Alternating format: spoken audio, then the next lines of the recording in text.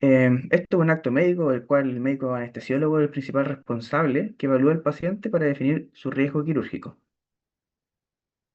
En una evaluación preoperatoria tenemos tres ejes principales. Lo primero es estratificar el riesgo quirúrgico de nuestro paciente, quiere decir que es la probabilidad es que este paciente sufra complicaciones o mortalidad post esta cirugía. Para eso, nuestro paciente tenemos que saber la capacidad funcional que tiene, las comorbilidades y el estado funcional. Las comorbilidades son las trata de las enfermedades que ya viene esta persona y el estado funcional tiene que ver con la clasificación de METs y los gastos energéticos basales. Que para que ustedes se queden con algo, cuando un paciente tiene sobre 4 METs, que significa que puede subir la escalera por sí solo, sin ningún problema, sin agitarse, es un paciente que tiene un buen estatus y una buena capacidad funcional. ¿Ya?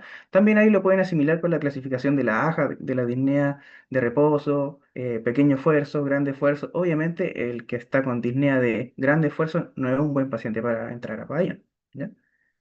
Y el riesgo de la cirugía que es bajo, intermedio y alto, un concepto general, todas las cirugías van a tener un riesgo por cirugía. Está el riesgo del paciente, que es dado por las comorbilidades y el estado funcional, y el riesgo propio de la cirugía.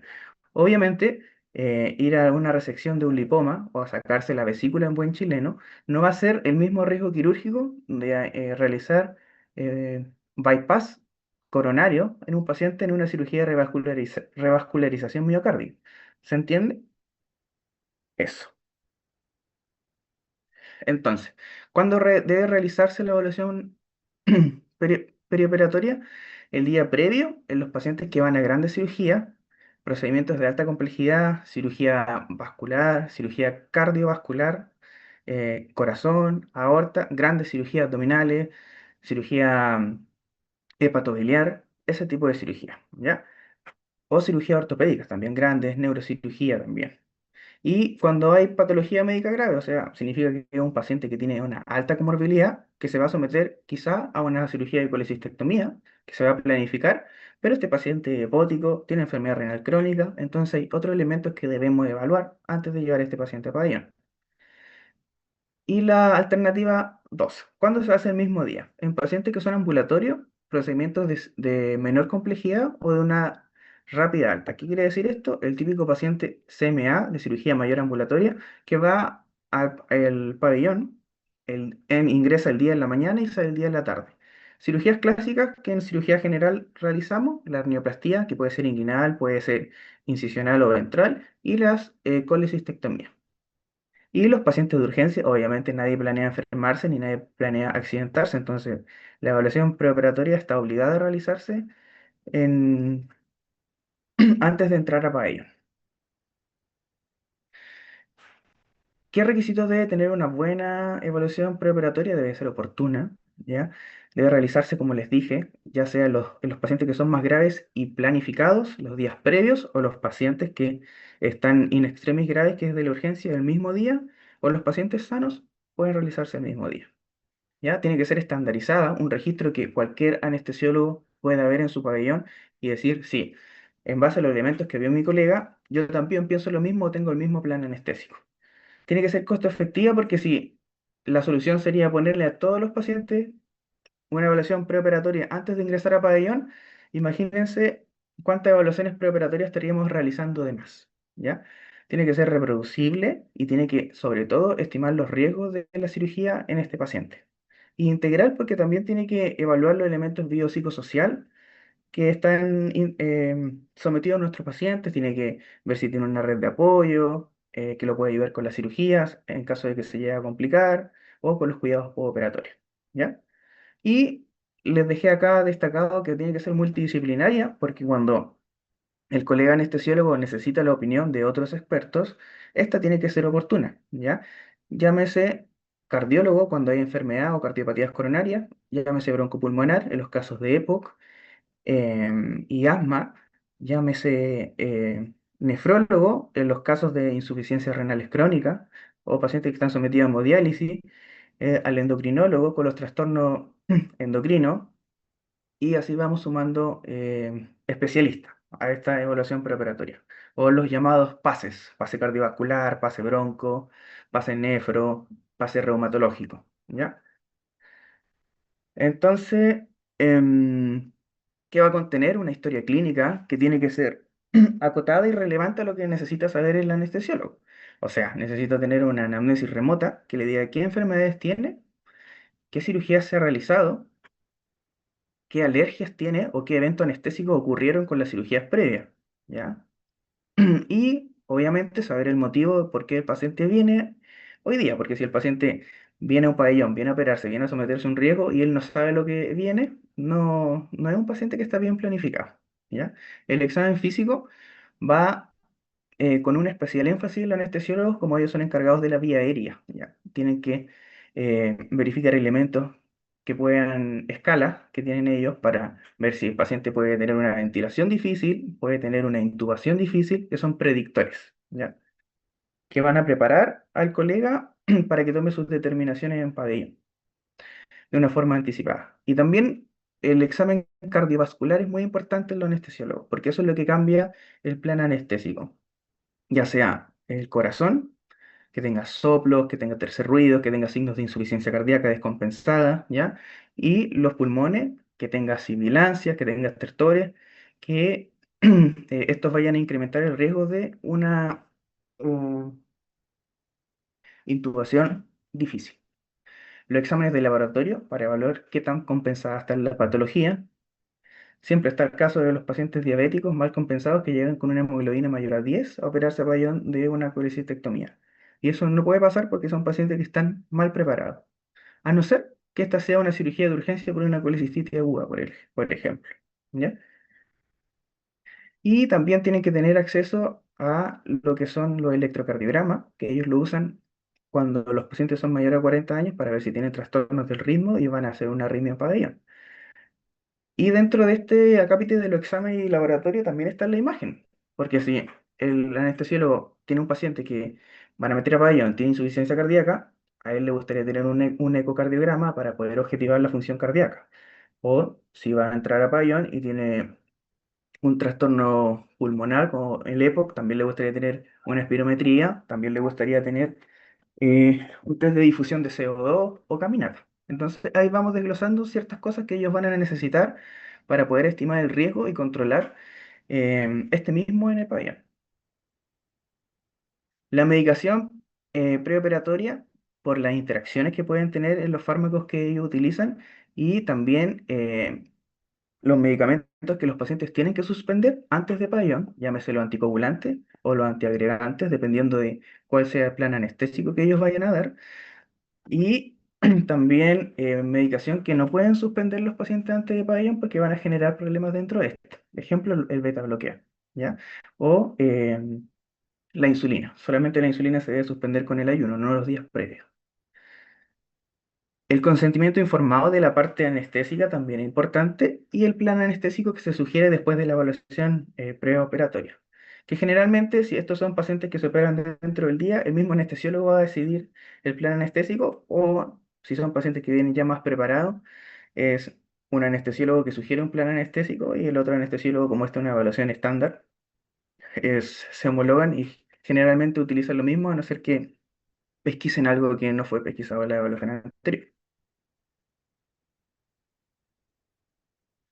Entonces, eh, para todo este sistema de estratificar el riesgo surge esta clasificación que es del el Colegio Americano de Anestesistas, que no tiene relación con la mortalidad perioperatoria en un principio, sino que era para ver el performance status de los pacientes.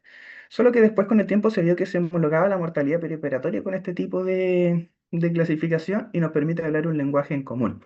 ¿De qué estamos hablando con un paciente ASA 1, un paciente sano, sin comorbilidades?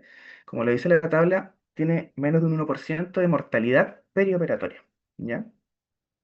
Un paciente ASA2 que tiene una enfermedad sistémica leve a moderada sin limitación funcional, o sea, una hipertensión, una diabetes que no sea insulino requiriente, que están bien controladas, ¿ya? Después tenemos el ASA3, que es una enfermedad sistémica severa con limitación funcional. Este es clásico, los ejemplos de las patologías descompensadas o las diabetes que son insulino requirientes, ¿ya?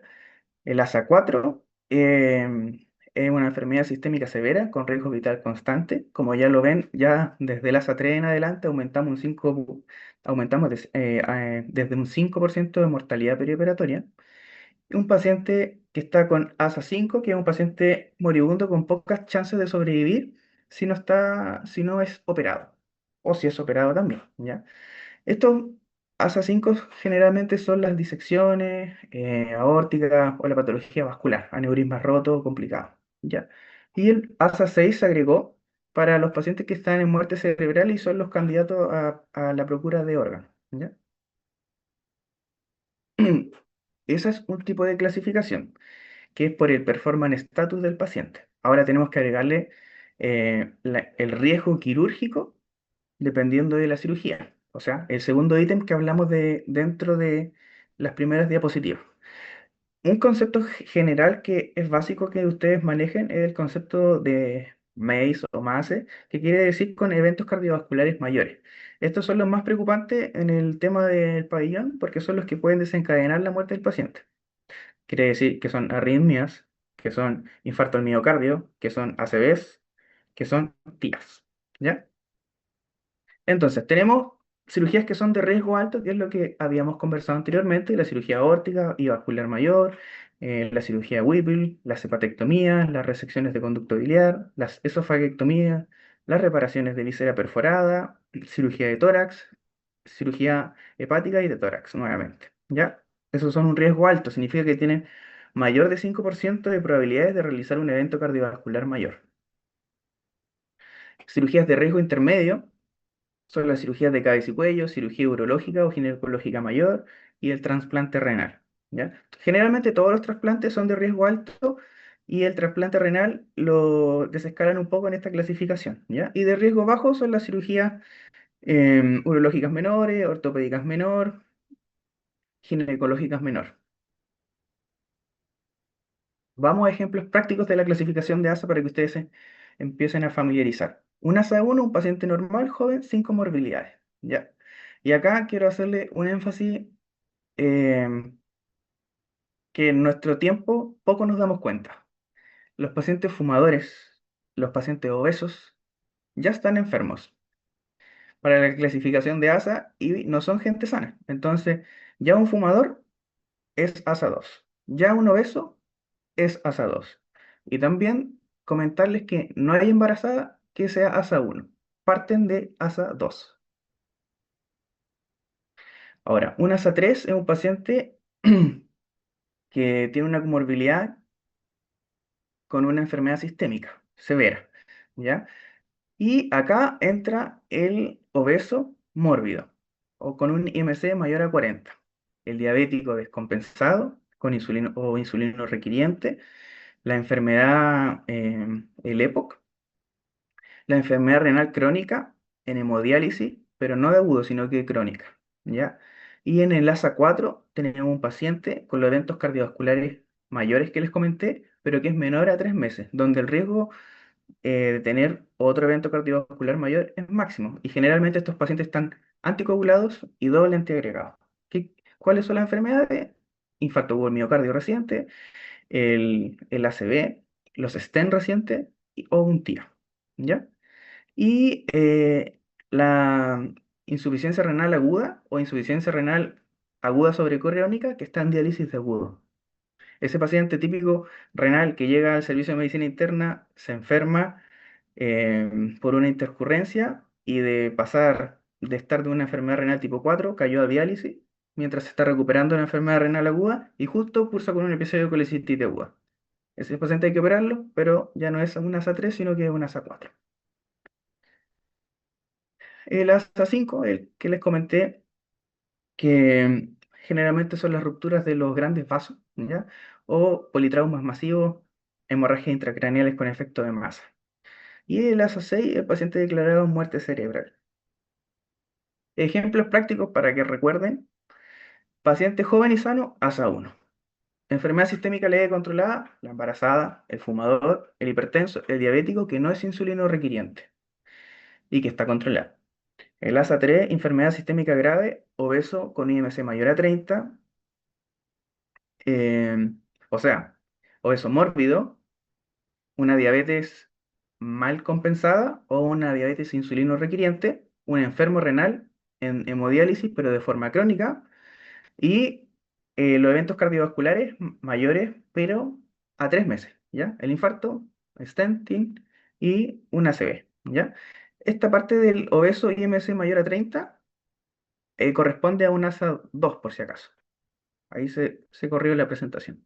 Y un ASA 4 sería el paciente que está en diálisis agudo o con eventos cardiovasculares mayores, pero cuando está en su riesgo máximo, en su periodo de ventana, menos de 3 meses de que ocurrió el evento. El ejemplo práctico que podemos ver acá en las dependencias de más vital, ¿se ve bien la diapositiva? Sí, Sí, Doc, se ve profe. ¿Ya? bien. Sí, profe. Tenemos los datos demográficos del paciente, donde principalmente es la identificación, ¿ya?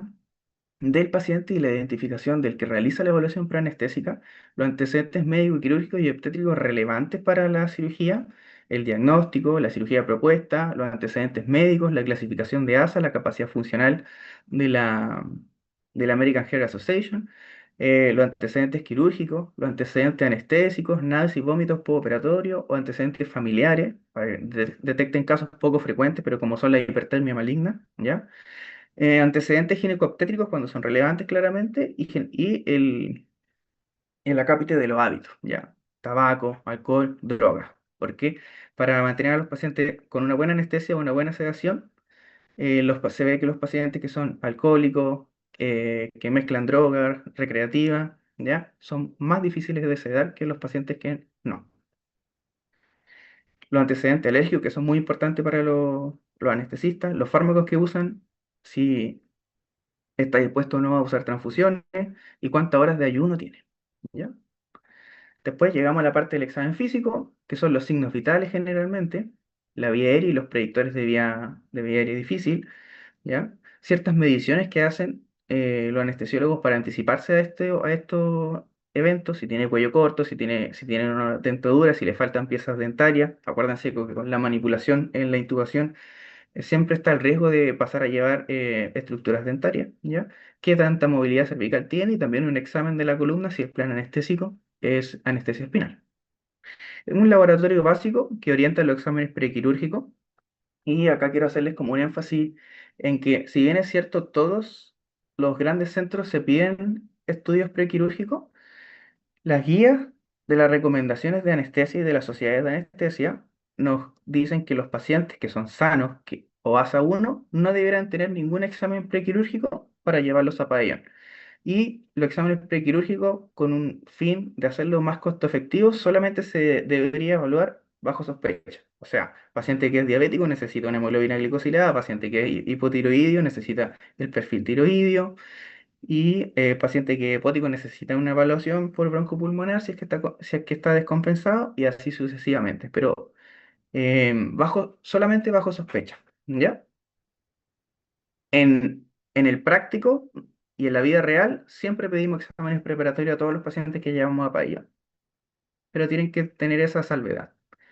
A nivel de las imágenes, el ecocardiograma, el electrocardiograma que sí o sí está presente en los mayores de 40 años y estos ya estudios son más opcionales, dependiendo de la patología que tengan los pacientes que van a someter a anestesia, ¿ya? El plan anestésico y la monitorización, el destino del paciente a dónde se va a ir, si va a ir a sala básica, si va a ir a intermedio, si va a ir a UCI, si se va a trasladar de hospital o si se va a ir de alta, y la analgesia postoperatoria sugerida. Y las recomendaciones de que se le hace a este paciente post pabellón. ¿Alguna pregunta con la parte de evaluación preoperatoria? No, profe. No, profe, ninguna duda. Ya. Profe, ¿me permite una intervención? Sí, por supuesto. Sí. Lo que es importante que ustedes jóvenes sepan también que desde el momento en que se decide que ese paciente va a ser intervenido quirúrgicamente, son ustedes los que tienen que hacer la primera evaluación con el bueno que yo les insisto, anamnesia, examen físico y mandar, porque si el anestesista lo va a ver un día antes, ojalá, debería él ya tener todos los antecedentes, por lo tanto ustedes son las personas que tienen que tener todos los antecedentes y derivarlos con ya en las mejores condiciones posibles que pueda estar. Ese es un pequeño acápite, Ignacio, porque el día que, pueden ser 20 días, se decide en una cirugía electiva, tener esa buena anamnesis que yo les insisto, que va a permitir tener todos los antecedentes que el doctor Santos les está mencionando para mandarlo a ustedes ya en las mejores condiciones. Disculpe que me meta, doctor, pero es cuando yo soy el médico, yo soy el responsable de que vaya en las mejores condiciones en la cirugía electiva, por favor. Ella les dijo la urgencia, la emergencia, que es distinto. Ahí son pocas las cosas, pero muy importante en la cirugía electiva que ustedes sean la primera persona que va a obtener con la información de anamnéstico de examen físico y los exámenes de laboratorio necesarios de acuerdo a las características que ustedes vayan encontrando en los pacientes. Disculpe la intromisión, doctor. No, está bien, les complemento. Y es importante lo que usted dice porque al final nosotros somos los médicos tratantes. Yo le hablé varias cosas que son de la escuela de anestesia, de netamente una patología, o sea, un campo que es dominado por el anestesista, pero el que decide la cirugía somos nosotros los cirujanos o ustedes que van a ser los médicos tratantes. Y la idea de llevar un paciente a pabellón es con el riesgo más bajo posible. Por eso que tenemos restricciones para estos pacientes, por eso que generalmente no operamos obesos mórbidos, generalmente hacemos bajar a los pacientes cuando van a hernioplastia, si están pasados sobre un cierto IMC, con el fin de esto, de evitar complicaciones que sean potencialmente evitables. Ya, pasamos entonces a la parte que es un poquito más amena para nosotros los cirujanos, que son las complicaciones postquirúrgicas.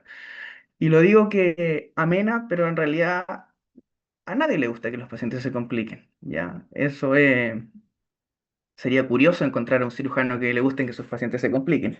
Pero como esto es cirugía y una especialidad quirúrgica, la única forma de que a nosotros los cirujanos no se nos compliquen pacientes es porque no operamos, sencillamente.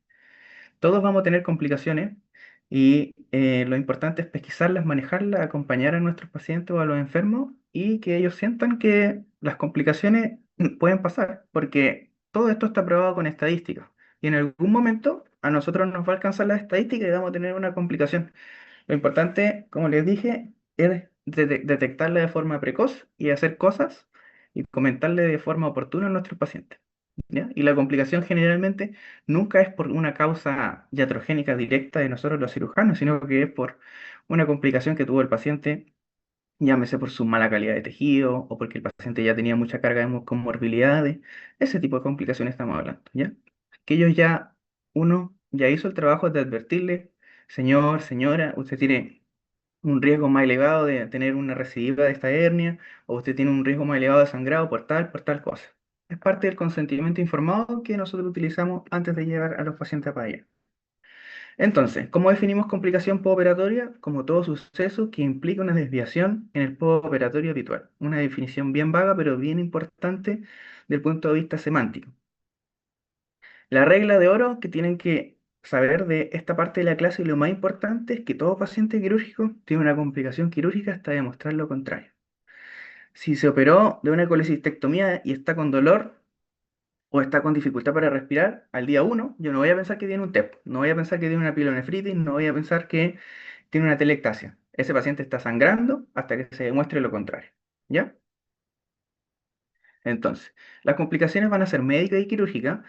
Dentro de las médicas generalmente tenemos la telectasia, la cirugía, acuérdense que varias de nuestras cirugías son bajo anestesia general, la enfermedad tromboembólica, que es el TEP y la TBP, el delirium, el infarto, la arritmia y todo lo que son los eventos cardiovasculares mayores, el ACV, la infección urinaria y de las quirúrgicas, que son las que más nos causan morbimortalidad en nuestros pacientes, la hemorragia, las fístulas, la infección del sitio quirúrgico, sitio operatorio, que puede ser superficial a nivel de la herida operatoria cutánea o puede ser profunda a nivel de las cavidades. Si hacemos cirugía abdominal, tenemos que saber que también se puede infectar la herida operatoria, pero a nivel profundo y no tener rasgos a nivel superficial.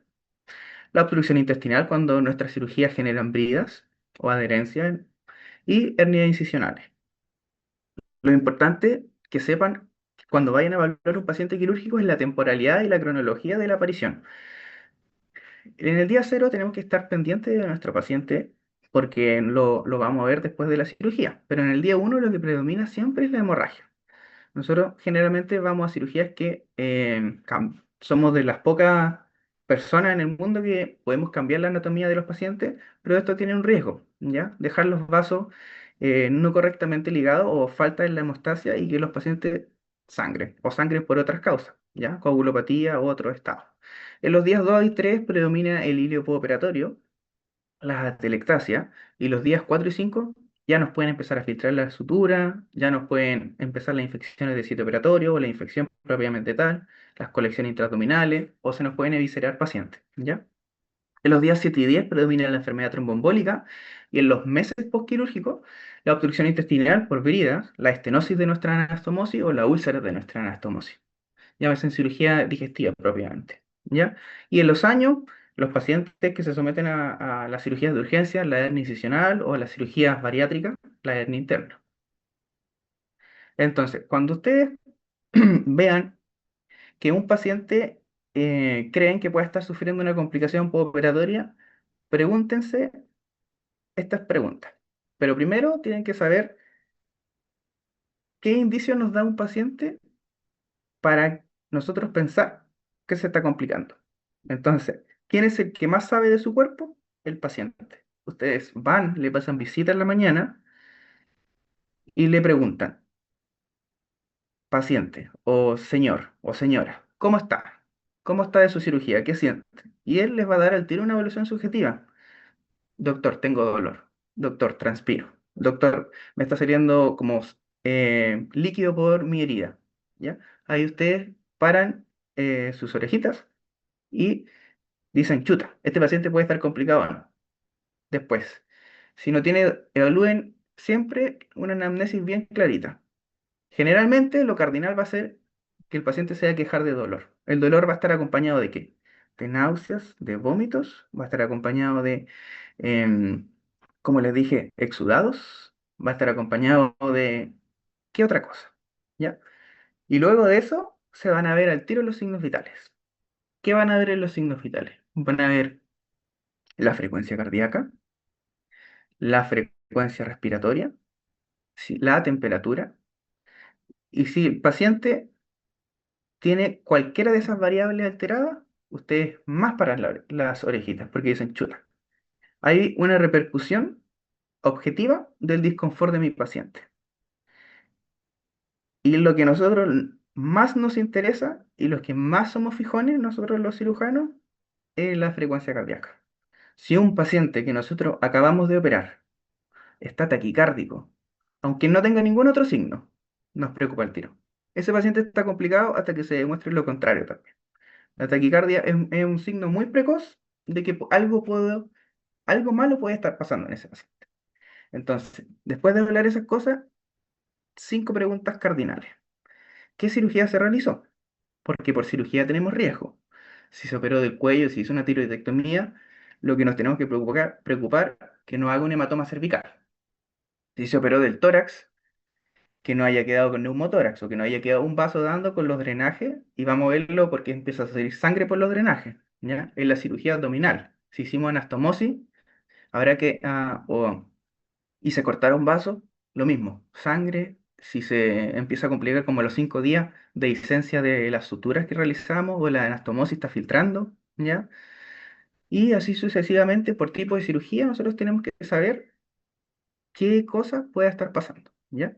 Generalmente las cirugías más clásicas que yo creo que van a ver en su quehacer, si son médicos generales atendiendo en una emergencia, van a ser las colecistectomías, van a ser la enioplastia, van a ser la apendicectomía, que en el desglose de abdomen agudo son las cirugías más frecuentes que se hacen de urgencia y que también cuando estos pacientes se dan de alta a la casa, ellos van a ir a consultarles si tienen alguna duda o alguna pregunta sobre su cirugía y creen que están con dolor o están complicados, ¿ya?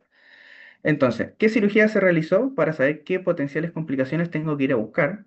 cuándo se realizó, porque como lo vimos en la temporalidad, siempre en el primer día piensen en sangrado y después del tercer, cuarto, quinto día piensen en infección, nunca al revés, ¿ya? ¿Qué signo y síntoma está teniendo nuestro paciente? ¿Cuál es el síntoma que predomina? ¿Ya? Y la gravedad del paciente.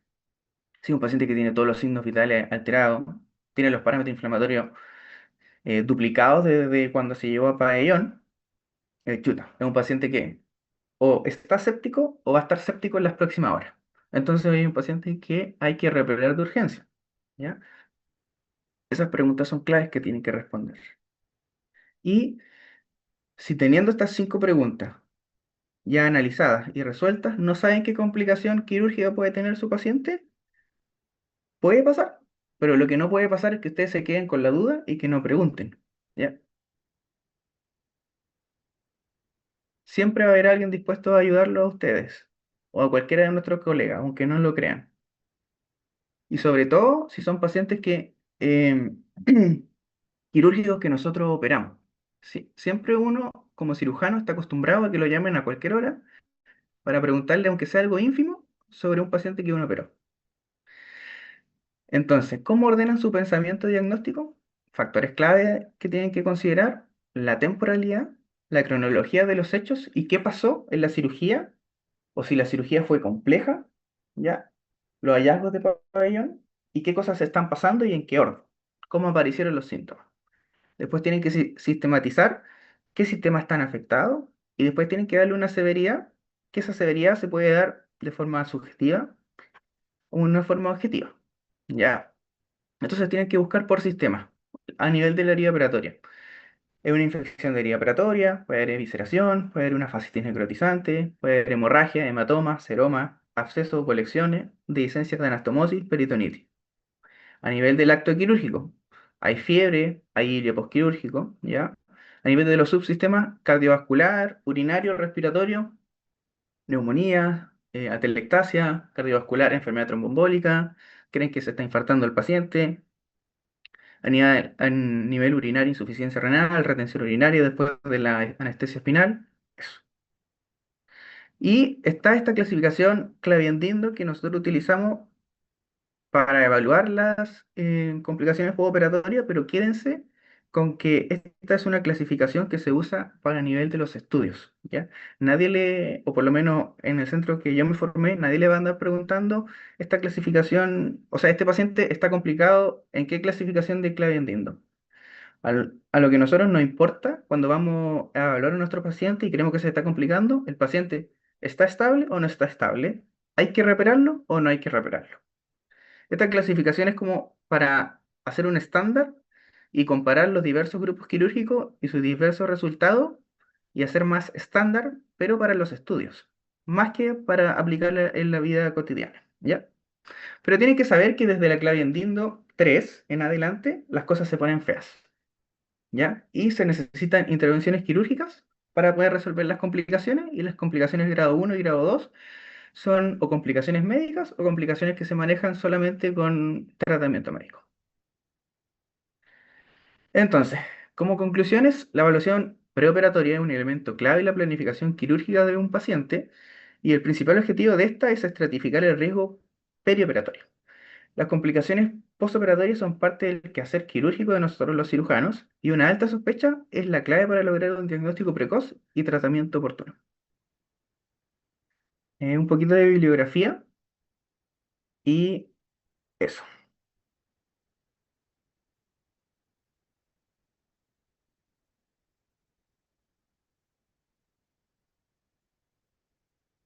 ¿Alguna duda de la parte 2? No, No, profe. todo claro, Doc, Perfecto. gracias. Muchas gracias, Ignacio. Realmente una buena exposición y lo mejor es como les planteaba el doctor, de que algunos van a ser cirujanos, otros van a ser médicos generales, pero sí que es importante que estando al lado del paciente se preocupen. Si uno ha sido cirujano, como dice el doctor, lo primero es verdad. Solamente no se le complican los pacientes a quienes no cirujanos que no operan. Esa es una gran verdad, por supuesto. Y como cirujanos sabemos. Lo otro que es importante es qué hice mal. O sea, primero, antes de empezar a decir no, una infección, dejémoselo al internista, al intensivista, hacer un raconte de qué hicimos, cómo lo hicimos. El doctor ha sido, pero muy, muy buen explicador de todos los procesos, porque es cirujano. Y no hay ningún cirujano, por lo menos de los que yo conozco, que no sufra cuando se nos empieza a complicar un paciente. Y lo más importante, como les decía él,